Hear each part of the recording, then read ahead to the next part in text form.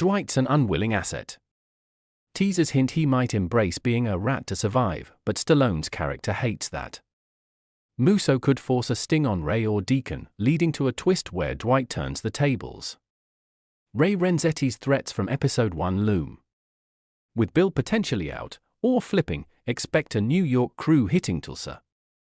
Goody, Chris Caldovino, the ex-Invernizzi capo, might play both sides. Margaret's helping Thresher's campaign for ranch rights. Neil McDonough teases a shocking, emotional finale speech for Thresher that leaves audiences in disbelief.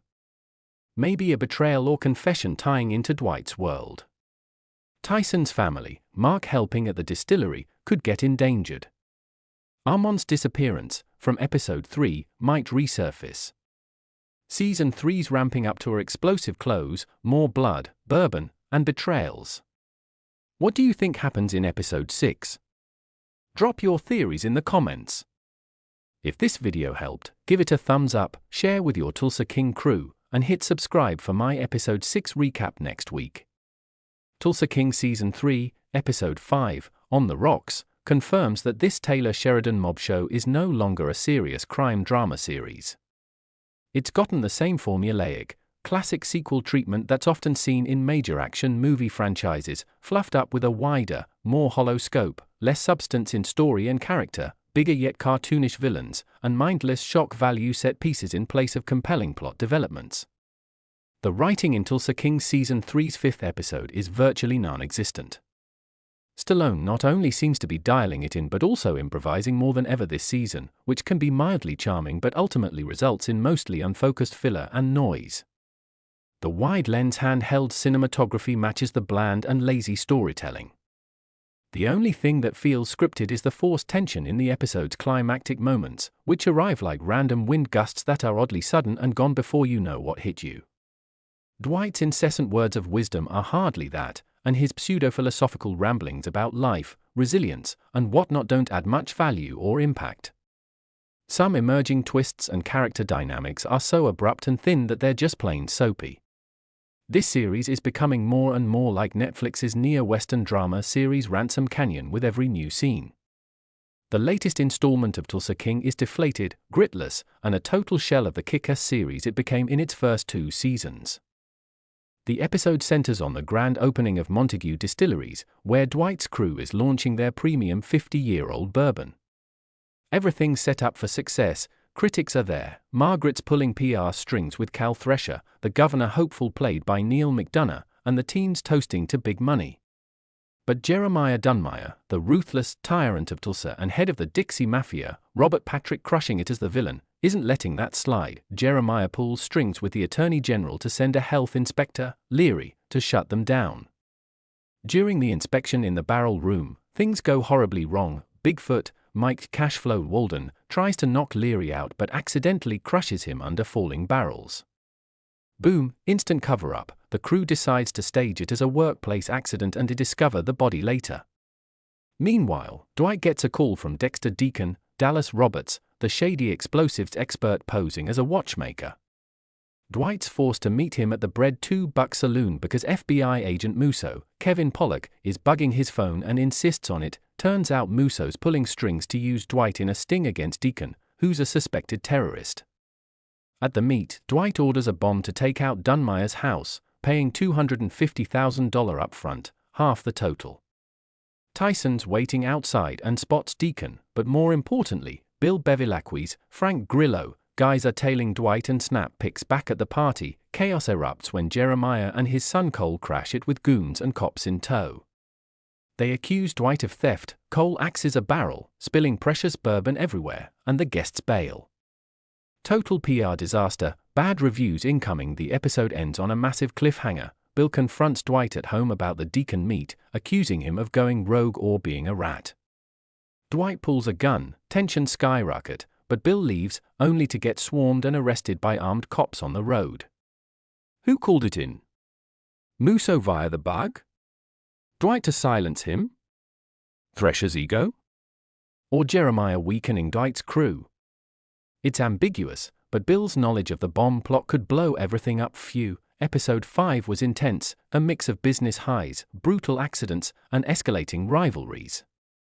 It sets up Dwight as more isolated, with FBI pressure, Dunmire's aggression, and now Brooklyn, quiet Ray Renzetti sniffing around the bourbon beers. And now, onto episode 6, Bubbles, dropping October 26th at 3 a.m. Eastern Time on Paramount+.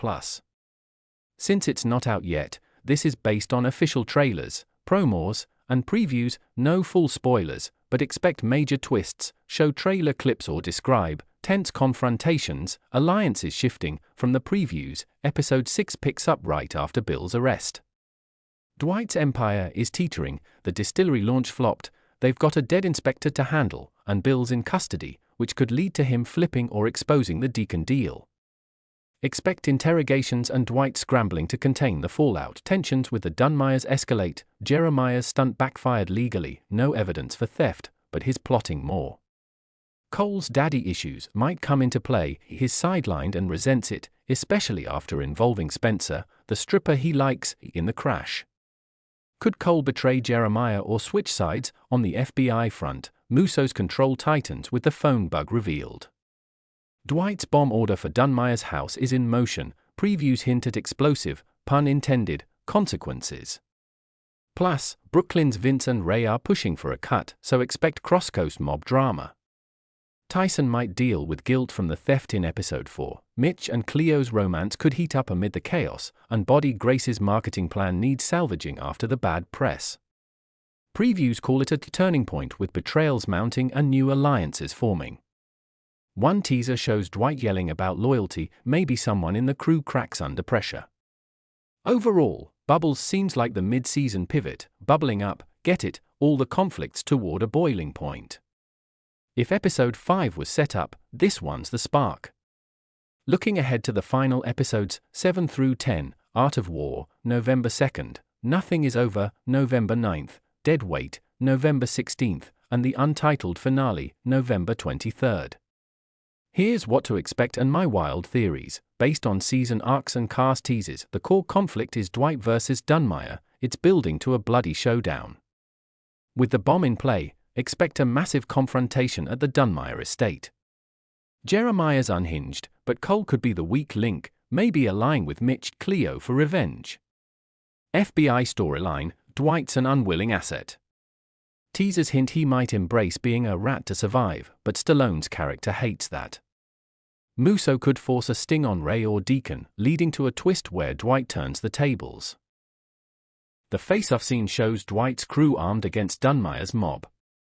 That's my take on Tulsa King Season 3 Episode 5. If you're excited, smash that like button, subscribe for more breakdowns, and turn on notifications so you don't miss my recap after it airs.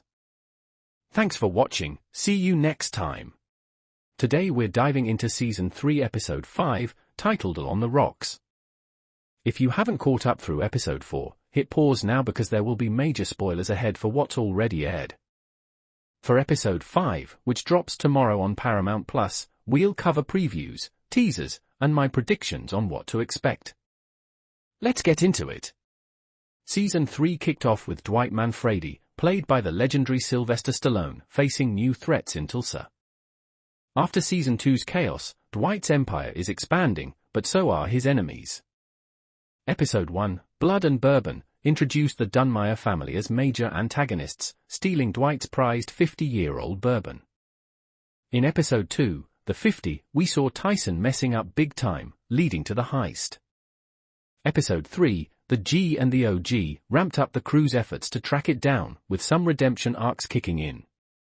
And Episode 4, Staring Down the Barrel? Phew, that was intense. Dwight and his team stage a brutal railyard standoff to recover the bourbon. Tyson gets a lead from Serenity, who turns out to be a spy, a classic twist. They muscle their way in, but it ends with Cole Dunmire's death. Meanwhile, Margaret pitches a fake dating plan to help Cal Thresher's governor run, which Dwight's not thrilled about. Jeremiah Dunmire drops that ominous line, "The war is heating up." Now, for On the Rocks, previews suggest this one's going darker and more explosive. The big hook is the fallout from Cole's death. The Dunmires aren't letting that slide, expect Jeremiah to rally for revenge, putting Dwight's control on shaky ground. Alliances might dissolve. Who's really loyal in Dwight's crew? We could see betrayals from within, turning friends into foes. Old enemies might resurface too, bringing grudges or shady deals. On the political side, Margaret's scheme with Thresher could create jealousy or blowback for Dwight. And with Quiet Ray back in the mix from episode 4, maybe he plays a bigger role.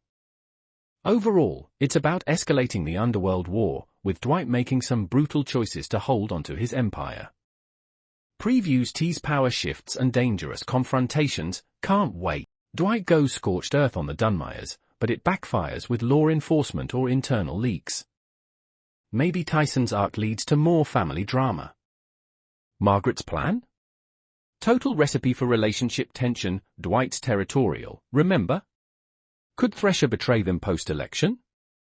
And with the season halfway done, this episode might set up a mid-season twist, like a major alliance flip or another death. What do you think? Drop your theories in the comments. Episode 5 is anticipated to explore the immediate aftermath, with previews emphasizing a shift to darker, more volatile storytelling. Key anticipated elements include retaliation from Jeremiah Dunmire, who warns of an intensifying war, potentially leading to violent confrontations that test Dwight's grip on Tulsa. Betrayals are a central theme, as alliances within Dwight's circle may fracture, with not all members proving loyal amid mounting pressures. The return of old foes could introduce new grudges or opportunistic deals, complicating Dwight's strategies. Politically, Margaret's proposal to aid Thresher's campaign by posing as his partner introduces relational strain, given Dwight's possessiveness and Thresher's history as a rival. This subplot ties into broader power dynamics, where Thresher's potential governorship could benefit or endanger Dwight's empire, depending on loyalties. Character developments in Episode 5 are expected to deepen existing arcs. Dwight faces moral and tactical dilemmas, balancing aggression with vulnerability as enemies multiply. Tyson, seeking redemption after his heist involvement, may encounter further tests of loyalty. Margaret's independence drives her political maneuvering, but it risks alienating Dwight, highlighting themes of trust in relationships. The Dunmires, fueled by grief over Cole, represent old money privilege clashing with Dwight's street-smart mob ethos. Supporting characters like the crew and Serenity could pivot into betrayers or allies, adding unpredictability. If the premiere of Tulsa King Season 3 felt like a bit of a corrective to a lackluster second season, Episode 3 feels like it's proving a point and then some. We've already had tense sit-downs between Dwight and the new big bad, Jeremiah Dunmire. We've roped in almost every surviving character from the previous 2 seasons, and we're starting to genuinely imperil the core cast. Things are getting serious, they're already serious, and they're going to get even more serious very quickly. This is what you want from a show like Tulsa King. Taylor Sheridan can be prone to bouts of self-indulgent excess, and that sort of thing can derail a season. These tight episode runtimes don't provide much leeway, so I'd rather a bit less depth and build-up, especially since a lot of these relationships and dynamics have been developing for a while, and more head-on collisions. That seems to be the 3rd season's guiding MO. Long may it continue. Before we unload the chaos of Episode 4, let's rewind to that gut-punch ending of the G and the OG.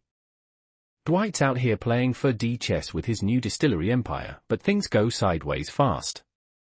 Tyson's living his best life at Stroker's strip club, throwing stacks like it's nothing, but boom, Cole Dunmire's goons snatch him up. They drag him to some abandoned warehouse, and Cole's got him staring down the barrel of a shotgun, ready to paint the walls red for messing with the family business. Meanwhile, Dwight's on a creepy road trip with that shady Fed, Agent Musso, the guy with a personal grudge from Dwight's pre-prison days. They pull up to a sit-down with Jeremiah Dunmire, who's got his local muscle surrounding them like it's a bad western. Dwight ain't backing down from the distillery fight, but the feds are circling, and that secret 50-year bourbon stash. It just fell right into Dunmire's lap. And if you didn't, keep reading for the highlights of the G and the OG. Agent Musso contacts Dwight and says he's got a mission for him, and he'll send a car. Dwight dodges his suspicious sister's questions and gets in the ride when it arrives. It's a self-driving car, which freaks Dwight the fudge out to the point that he pulls his gun and tries to kill the driverless vehicle. Sounds weird, but it's quite funny. Musso knows about Quiet Ray, calling him the boss of bosses, but Dwight won't confirm anything. They wind up getting pulled over for speeding by a local cop, and when Musso's FBI credentials don't impress the guy, Dwight steps out of the car and works his charms on the officer. He makes up a story about how pathetic Musso's life is and why he was speeding. Musso watches the whole exchange from afar, by the way, and eventually Dwight schmoozes them right out of the ticket by promising the cop some Oklahoma City Thunder tickets. But what does Musso need Manfredi to do, anyway? There's a lowlife named Deacon. This guy is pure evil, Musso says, who works in a jewelry clock repair shop, and Musso needs Dwight to go in there and act like a mafioso to gain the man's trust for future operations. So he does. Later, on the way back, we get the sense that Musso's mission actually isn't officially sanctioned. Whatever is going on with Deacon, it's personal. At the end of the hour, Dwight is hanging out with Margaret when he gets a call from Goody. He immediately goes to the Montague property to find his wheelman battered and the bourbon stolen. "How bad are you, Tyson?" he asks, concerned. "I'll live," Tyson replies. "Dunmire won't," Dwight promises.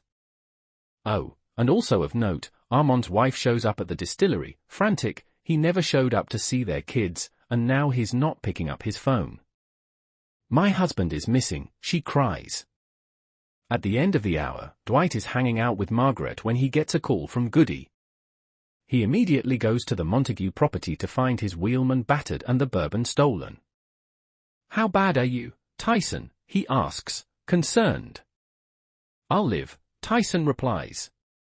"Dunmire won't," Dwight promises. Jeremiah Dunmire and his Dixie Mafia son Cole are the new big bads, torching Dwight's allies like Theo in a warehouse blaze. Episode 2, The 50, dropped last Sunday. Dwight's scrambling for distribution on that rare 50-year-old bourbon stash, but Dunmire's hitting hard with threats. Tyson stepping up as the muscle, Manny's loyal as ever, and Tina's pressuring Dad to go straight. Cleo's reeling from her dad's death, vowing payback. Ends with sirens blaring as Dwight stares down Dunmire's goons, total powder keg.